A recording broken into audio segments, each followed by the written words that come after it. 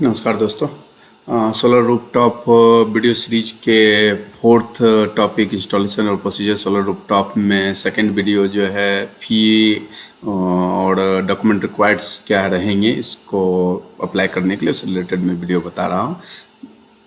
जैसे इसमें रजिस्ट्रेशन फ़ी और अदर चार्जेस डिस्कॉम द्वारा क्या लिया जाना है और एमएनआरई द्वारा तो कोई भी फ़ी नहीं ली जाती है, और पर्टिकुलर जो भी डिस्कॉम के रेगुलेशंस और जो होंगे उसके हिसाब से क्या फ़ी ली जा सकती है उसको मैं बता दूं। इसमें क्या है, जो रजिस्ट्रेशन फ़ी जो है 1000 रुपया जो है आपको रजिस्ट्रेशन फीस जो है एट द टाइम ऑफ इसमें सोलर चूँकि एमएनआरई पे अपलोड होना है तो एज ए फिजिबिलिटी रिपोर्ट के बाद जो है आपको ये 1000 रुपये के डिमांड नोट दी जाएंगे, वो आपको भरने हैं। सिमिलरली अगर जो इसमें टेस्टिंग फी जो भी आपके मीटर्स हैं, जनरेशन मीटर, जितने भी जनरेशन मीटर आपने अगर मल्टीपल इंजेक्शन किए हैं तो नंबर ऑफ जनरेशन मीटर उतने बढ़ेंगे, उसके हिसाब से ये 1680 रुपया पर जनरेशन मीटर लगेंगे। और अगर आपकी जनरेशन कैपेसिटी जो है पर इंजेक्शंस जो हैं 15 किलोवाट से ज़्यादा हैं तो उस पर आपको 4 सीटी लगेगी, उसकी 500 रुपये पर रेट से सीटी लगेंगे। सोलर मीटर्स भी जो हैं 250 किलोवाट से नीचे तक में एक सोलर मीटर्स लगने हैं, उसकी ये रेट लगनी है आपको पर किलो। और उसमें जो है अगर जो आपके 18 किलोवाट से ऊपर है, 18 किलोवाट से नीचे में होल करंट मीटर रहते हैं, उससे ऊपर सिटी ऑपरेटेड मीटर रहते हैं सोलर नेट मीटर में, तो इसमें भी जो है आपको 500 रुपया से 4 सीटी की आपको देनी पड़े। 18 किलोवाट से 112 किलोवाट तक की है, उससे ऊपर की अगर एचटी कंज्यूमर्स हैं तो आपको एचटी के हिसाब से जो है आपको एमई पे जो भी आपकी सोलर रहेंगी वो एमई कनेक्टेड रहती है तो उसमें सीटी की रिक्वायरमेंट नहीं रहेगी, वो एमई से ही आपके हो जाने हैं।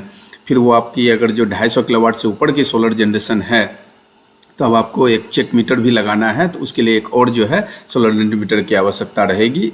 और इसके लिए जो चेक मीटर के लिए आपको एमई एडिशनल एमई की भी रिक्वायरमेंट रहेगी। 33 के लिए वोल्ट के भी तक जो है 500 रुपये टेस्टिंग चार्ज, और 33 से ऊपर के 8400 रुपये टेस्टिंग चार्ज भी आपको देने पड़ेंगे। इसमें ये हैं जो ये दोनों चीज़ें आपको या तो डिस्कॉम के लैब में ला के टेस्ट कराने रहेंगे तब तो ये चार्ज लगेंगे। अगर जो डिस्कॉम को आप किसी वेंडर के साइट पर जाके वहाँ मैन्युफैक्चरर के साइट पे जाके टेस्ट करने के लिए अगर बोलते हैं तो जो एम्प्लॉय का जो वेजेज और टीएडीए रहेंगे वो भी उसमें इंक्लूड किए जाएंगे। 250 किलोवाट ऊपर की कैपेसिटी की अगर जो सोलर रूफटॉप है तो आपको एक एडिशनल एमई भी बनानी पड़ेगी। इसके लिए एडिशनली जो आपको कंसर्न डिवीजन से एस्टिमेट सेंशन करा के सुपरविजन में या फिर जो है 100% सुपरविजन या 5% सुपरविजन जो भी एप्लीकेबल रहेगा उस पर आप इसको एमई को इंस्टॉल करना पड़ेगा। इसकी सर्टिफिकेट भी लास्टली रिक्वायर्ड रहेगी।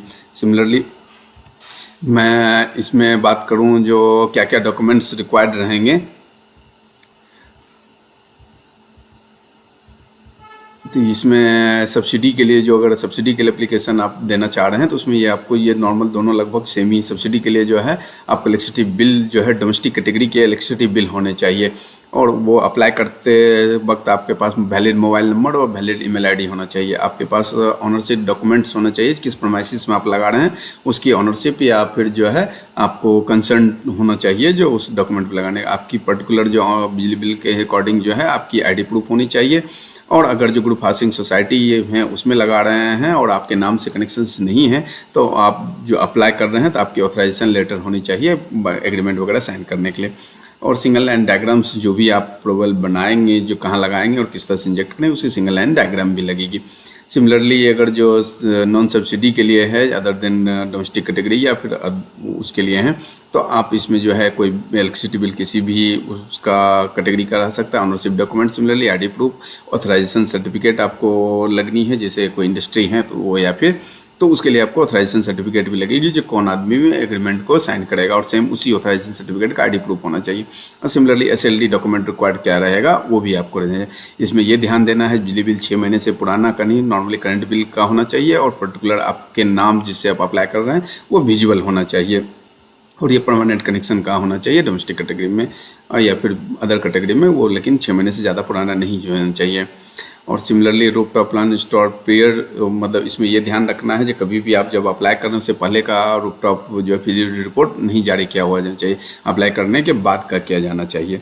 सिमिलरली ये चीज़ों को आपको ध्यान में रखना है। डिस्टॉर्टेड इमेज और ये सब जो ब्लर्ड इमेज आपको अपलोड नहीं करने हैं, प्रॉपर करने हैं, नहीं तो आपके एप्लीकेशन कैंसिल हो सकते हैं। सिमिलरली अदर मैं बात करूँ डॉक्यूमेंट और क्या रहेगा, ये तो एप्लीकेशन के वक्त वो बोला था, और फिर इंस्टॉलेशन के वक्त में क्या क्या डॉक्यूमेंट रिक्वायर्ड रहेगी उसको मैं बता दूं। जैसे सब्सिडी के केस में क्या क्या डॉक्यूमेंट रहनी है, तो उसमें जो नॉन सब्सिडी में क्या क्या डॉक्यूमेंट रहनी है। इसमें एक सीएमसी एग्रीमेंट होता है कंज्यूमर और वेंडर्स के बीच में, कंप्रेसिव मेंटेनेंस कॉन्ट्रैक्ट दोनों के बीच में रहता है। ये इसको इंश्योर करने के लिए दिया गया है, जो क्वालिटी जो है किस तरह से इंश्योर किया जाए, ये आप जो है इसको करें।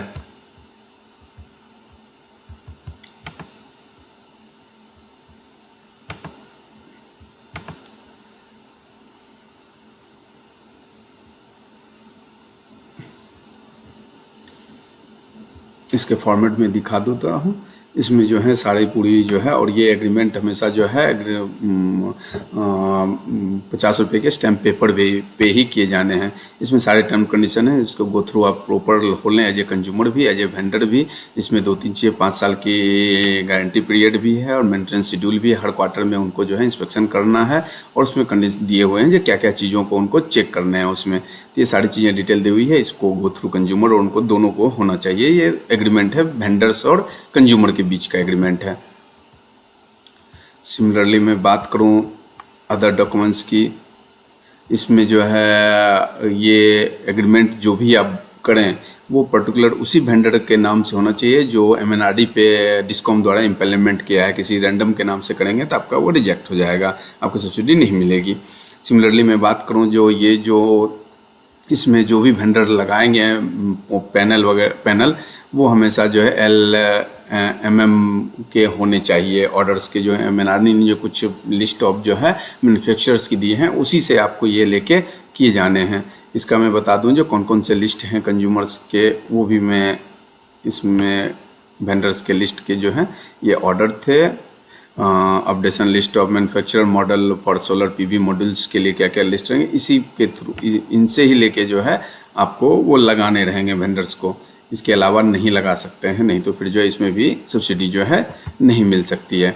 सिमिलरली इससे रिलेटेड मैं बात करूं जो इसमें डिक्लेरेशन भी जो है वेंडर्स को देने हैं। इसके लिए ये डिक्लेरेशन जो है ये भी डिक्लेरेशन जो है उनको देने हैं, जो हाँ ठीक है हम उससे ही लेके बना रहे हैं, कर रहे हैं। सिमिलरली मैं बात करूं इससे आगे की, इसमें डोमेस्टिक कंटेंट रिक्वायरमेंट भी रहेगी। जो आप वेंडर्स जो भी खरीदेगा डोमेस्टिक ही मटेरियल्स होंगे, उसके भी जो रहेंगे, और इसके भी सर्टिफिकेट जो है वेंडर्स द्वारा जो है इस पर अपलोड किए जाने। इसका फॉर्मेट में बता दूं, ये जो है इस फॉर्मेट में अंडरटेकिंग जो है वेंडर्स को दिए जाने हैं।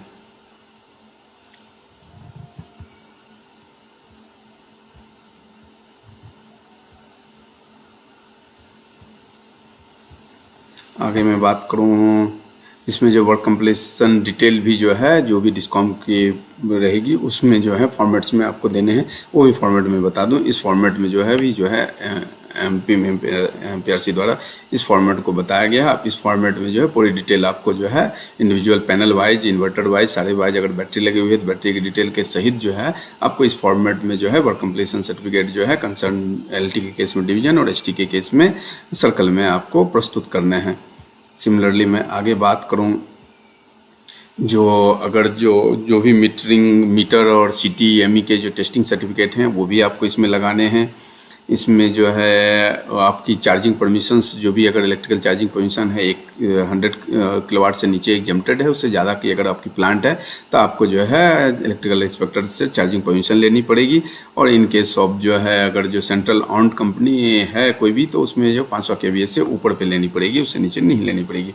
सिमिलरली मैं आगे बात करूं, अगर जो 250 किलोवाट से ऊपर की आपकी प्लांट है तो आपको जो है उसकी जो है MEDP भी जो है वर्क कंप्लीशन सर्टिफिकेट के साथ रहेगी, जहाँ ये भी हमने लगा लिया है।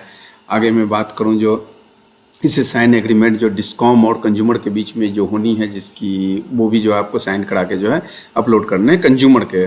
और इसकी फॉर्मेट में बता दूं, ये एग्रीमेंट फॉर्मेट ये 500 रुपये के स्टैम्प पेपर पे ही साइन होने हैं।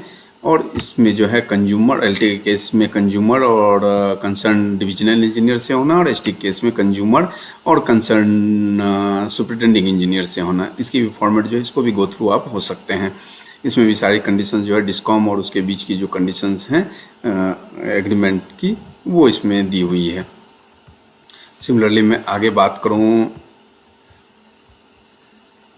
इसमें जो है आपको प्लांट की जो है फ़ोटो अपलोड करनी है, और उसकी भी प्रोसीजर ऐसा नहीं जी कुछ भी आप फ़ोटो स्पेसिमेंस कॉपी दी हुई है आपको उसके अकॉर्डिंग करना, ऐसा नहीं जी कुछ भी दो स्पेसिमेन कॉपी में बता दूँ, आपको प्लांट को शो करते हुए, कंज्यूमर को शो करते हुए आपको बताने हैं। ऐसा नहीं जो प्लांट कहीं शो हो रहा है तो ऐसा नहीं करना है आपको, तो ये भी आपको ध्यान में रखना है, नहीं तो इस पर भी सब्सिडी आपकी रिजेक्ट हो सकती है। सिमिलरली मैं बात करूं जो फिर आपको बैंक डिटेल जो है प्रॉपर कंज्यूमर के नेम से, और वो चेक जो है उसको विजुअल रूप में आपको अपलोड करने हैं। इसमें 2 डॉक्यूमेंट और रिक्वायर्ड थी, इसमें 2 डॉक्यूमेंट और रिक्वायर्ड रहेगी, जो इसमें आपको आईसी सर्टिफिकेट इन्वर्टर्स का जो भी रहेगा वो आपको अपलोड करने हैं, और ये टेस्ट रजिस्ट्रेशन और टेस्टिंग चार्ज के डिमांड नोट जो आपने पे किए हैं वो भी आपको इसमें बताने रहेंगे। ये दोनों डॉक्यूमेंट भी आपको सब्सिडी के लिए इतनी डॉक्यूमेंट की रिक्वायरमेंट रहेगी। नॉन सब्सिडी के लिए जो है कुछ जो है इसमें से जो सब्सिडी वाले पोर्शन थे उसको छोड़ के रहेंगे, जैसे कंज्यूमर वेंडर एग्रीमेंट की जो है इसमें आप दे सकते हैं, लेकिन इसकी रिक्वायरमेंट इस केस में नहीं है।